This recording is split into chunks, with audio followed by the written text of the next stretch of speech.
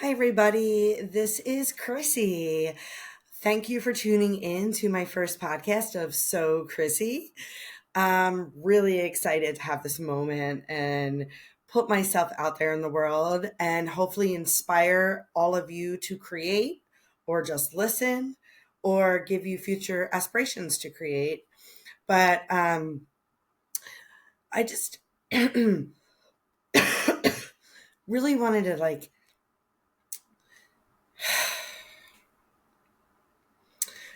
I really just wanted to create a podcast that lots of people could connect to that want to be creative in a different way. I feel like my whole life I've been really creative and people have always said, "Oh, you should do this and you should do that." And just because, it's just who I am, but I have to drive my own path. And it took me a long time to get here. And I'm really happy to be in a place now where I have the life, the family, and the freedom to be who I am and what I want to be. I think what's really important is that I get to choose that every day. Um, and I feel that in this world, because we're all human, not everybody gets to have that advantage in life. And I feel really blessed to have it, first off. But that being said, it's really a huge opportunity to just be able to be brave enough and have the courage to come into this space. I've had this podcast equipment for like 3 years. And to be honest, I'm not even using it anymore because I couldn't figure out how to use it. So I just got this app and I jumped on and figured that out. And now here I am talking to you on my first podcast. You may hate it, you may love it. Either way, please give me feedback. All about that. One thing in life I've learned as a manager of a lot of women and a lot of men over the past years of my life. I'm 47. I'm been managing people a long time. You have to take criticism, right? Even as an artist, like in college, you go and critiques with your art teachers. They would tell you everything wrong with your painting and then everything great with your painting and how you can combine it to make it better. But you have to be able to take criticism. I think that's like something we don't learn a lot about in life until you're in those moments, but it's important. Anyway, back to structuring of my podcast. We're going to talk about all things here. We're going to talk about who, what, when, where, politics, life, sewing, creating things, painting, whatever inspires you. I want to know and I want to teach you. I want to guide you. I want to figure out what everybody's trying to learn and then help them get there because I think that's so incredibly important, helping each other and growing as a human. Like, you can't just stay in the same place for many years and expect the same level of happiness from yourself. um you have to put a fire underneath you so that way you learn and you're constantly learning and constantly encouraging learning and constantly changing and evolving. That's what happiness to me is. And I think the most important thing about being happy is being aware of what makes you happy, right? And that's so hard to figure out. But I want to, on my journey, teach you and what makes me happy and why, but also how can I help you be happy? I think it's hard. So, I'm from Philly. I'm a huge Philly sports fan. I'm kind of miserable right now because the Eagles just got out of the playoffs last week. I'm sitting here on the couch today watching other teams win that I wish I was in, my team was in. But you know what? We won the Super Bowl last year. We've been to a couple Super Bowls in the past years. It's more than most teams have. So I'm going to take that for the win. We got a great team right now. We got a great coach. So we'll go, right? That's what Philly is about. And that's what I'm about. Grit. Like, going with it. Just, one of my old bosses used to call me tenacious all the time. And I think that's a great adjective for me. And when he had first told me that in my career, I was like, no one's ever said that about me before. But hell yeah, I'll take that because yeah, I am, you know? So I think in life sometimes that we're so afraid to try and that we just stop. And whether it's fear based or informational based, like you don't feel like you know enough, I decided that this podcast, I'm just going to jump in. This is probably crappy quality, probably not the right setting, but I don't care.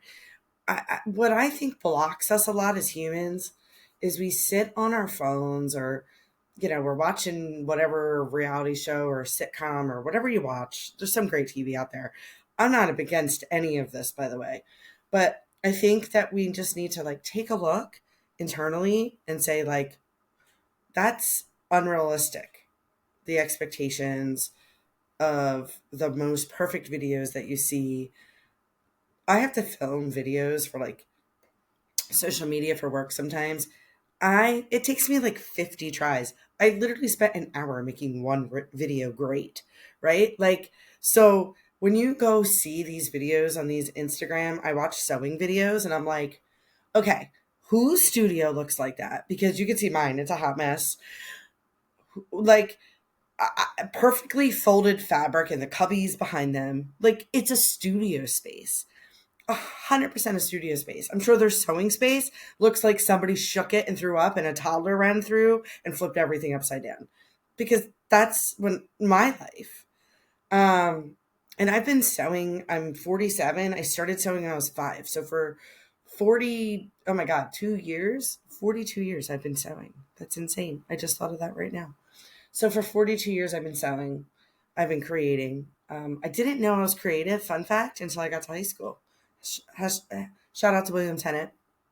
Um, but I had a great teacher there, two of them, Miss Vacchiano. Oh my God, I'm butchering her name.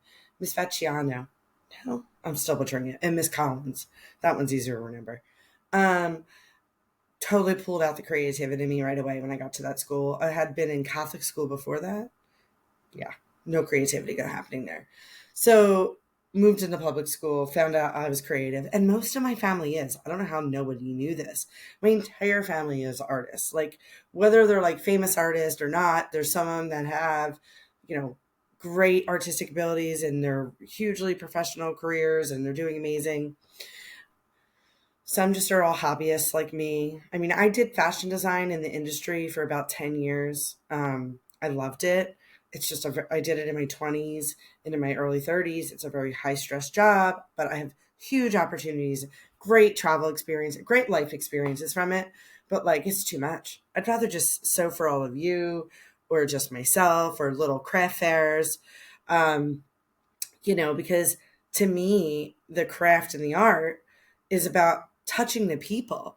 So, like, I opened up a store in New Hope back in like 2006 when the market crashed. That was fun.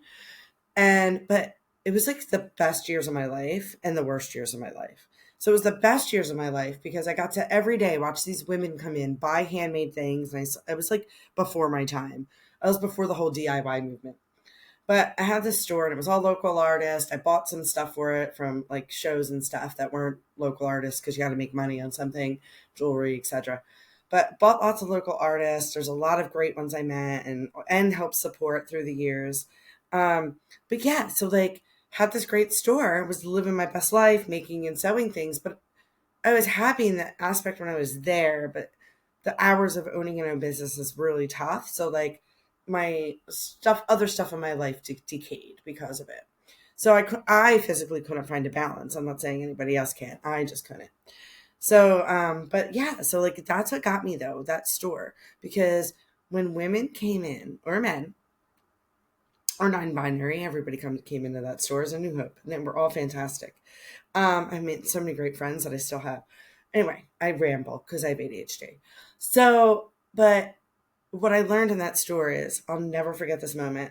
This new mom came into my store, and I was like so far from motherhood at that point in my life. And so this woman comes in. She obviously is a new mom, right? She's, not feeling her body. She, whatever it is. I pick out all these beautiful outfits. A couple of them I made, da da da. She goes in the fitting room. She comes out in tears. When she looked at herself in the mirror in the fitting room, she couldn't believe it. She never hasn't felt that pretty since she had the baby. And all of us have had babies, you know how hard it is, like after you have a baby and just all the things that go with that, and continue with your life because your body's never the same. So she was like, oh my God, I love this outfit. I was like, oh my God, that's so great. I'm so happy she looked wonderful.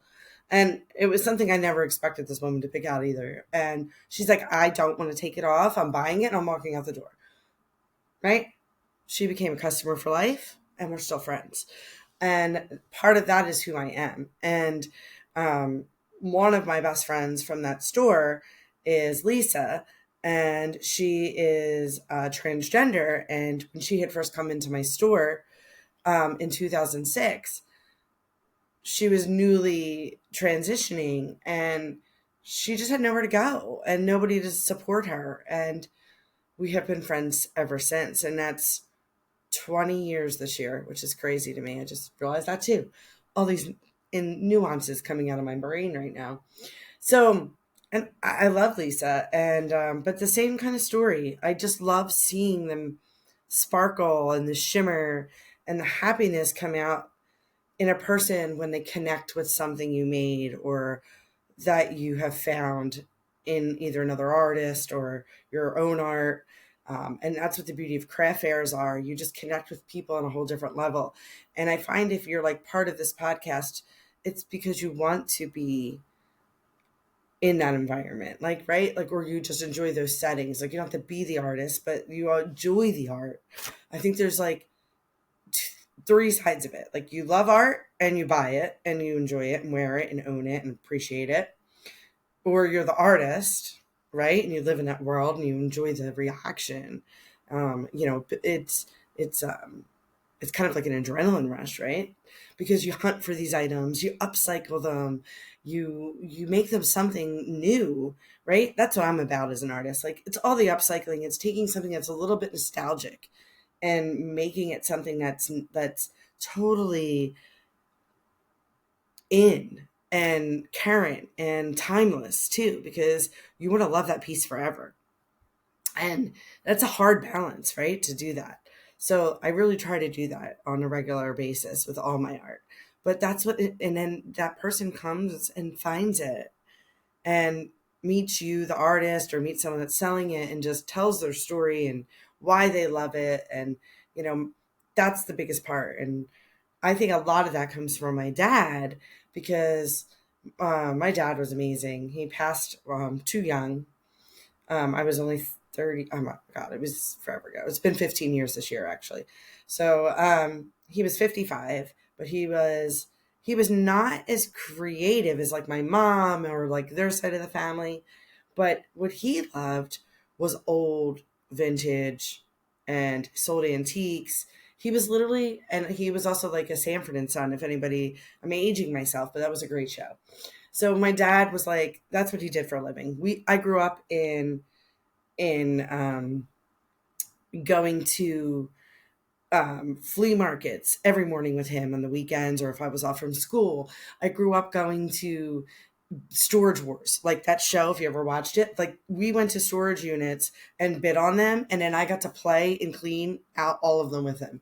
I would find things I wanted, he would let me have them. It was such a cool childhood.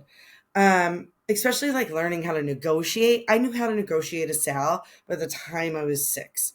Like, I was just really good at it. I could sell anything. My dad would leave me because it was like the 80s. He would like go potty. Oh my God, I'm talking like that because I'm a mother. But he would go potty and leave me at the flea market area that we were selling, and people would just come up to me and try to negotiate and buy stuff for me at like age 6. And I remember selling them, and my dad would come back and I'd be like, Dad, I made $50. Anyway, just funny stuff. So anyway, on this podcast, like I said, I'm going to ramble. But on this podcast, you're going to learn about me. You're going to learn about my family, my friends, how I feel about the world, what's happening in the world.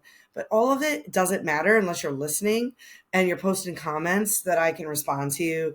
I want to teach you, coach you, guide you, all the things, whatever it is. I'm here for it. I hope you're here for it. Um, but you're going to get that Philly grit. You're going to get that truth. You're going to get that here I am and this is how it's going to be. And I'm not easy. I think like I'm a little direct, but I'm really transparent in a positive way.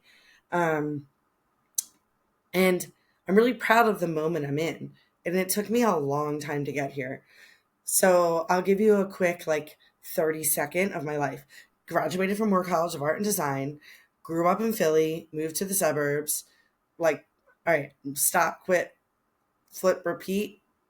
Grew up in Northeast Philly, went into the suburbs, Warminster, graduated college from Moore College of Art and Design, went on to New York City, was a clothing designer for a while, opened up my own store, ended up working at my new job, which is amazing. And I love it. And I've been there for a long time, 12 years this year. But it's a great job and I'm obsessed with it. We'll learn more about that later. I don't want to get into that. And then I decided to, do this creative space again because I was always into it. And then when I had my daughter 9 years ago, and then I had breast cancer and all this shit happened. And I really just wanted to get back into what I was doing. But then I realized I didn't have the time. And it was like, it made me sad. Like I needed space. So my wonderful friends were like, let's have 2026 going into January. Let's manifest what we want. Right. And I'm like, oh my God, we totally got to manifest what we want. I made a whole board about me, not because I'm selfish. No, I'm probably the least selfish person I know. Well, that's not true. But I just was like, I'm always about my friends. I'm always about my family. I'm always about my daughter. I always put everybody first. And I'm not saying I don't do the girls' nights and stuff like that keep me sane. That's true. But when it comes to what I love, I haven't done it in so long. So when Maisie started drama at school, or drama, like getting into theater and all the drama schools and drama clubs and all that, we did this really great theater group and I did all the costumes for 2 seasons. I did all the costumes and it was fantastic. But I was like, I need to do something for me this way, like not just like Maisie. So that's when I was like, okay, let's just do a thing. So I just started sewing and doing craft fairs again, and I never felt more alive. I mean, I loved all of the things, but I never felt more alive. So, but then I realized something. I started teaching. So I started teaching sewing to adults and children. And that has brought so much enrichment into my life. That's what led me to this podcast. I've been putting this podcast off because nothing I ever thought to do felt right. And then this felt right. So Chrissy is really about all of the women and children that want to learn and be creative and help them make their visions come true. That's it. But here's the thing. When you look on Instagram and again, you see all these reels, I don't want anybody to look at them and think it's reality and think, oh my God, I could never be like that and just keep scrolling and not try. It is so important to stop and try. And there's nothing you can do wrong. You can be as messy as you want. And that's what this space is about. It's about making the messes and learning the word craft, right? And craftsmanship, right? You have to learn how to craft something. And then you have to make all the mistakes to earn the title craftsmanship as perfection. And when I say perfection, I mean there is no such thing as perfection when it comes to hand making something with love. And if you're somebody that needs it perfect, then this podcast is probably not ready for you. But if you can want to make something that's imperfect and no seam is straight, and if you want to realize that life is not one size fits all in either your clothes, it's the perfect podcast for you. I just want to guide you and lead you in a way that you can stop and say, oh, I want to make something. and I'm going to figure out how to do it. And it could take you 3 years to do it, just like you did this podcast. But unless you stop and say, I'm going to try, just do it. Just jump right in. And if you don't, you don't. It's no big deal. I'm here to motivate you. I'm here to motivate me. I'm here to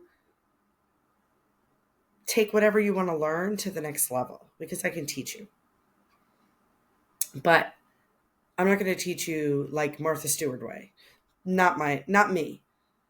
I would say if I were to describe myself, I'm like, I wouldn't say like the Britney Spears of sewing, but I'm not that crazy. I love her. But I'm the messy. We're not song, a little bit messy, whatever, that new song that just came out last year. It's such a great song for me. But yeah, I'm a little bit messy. And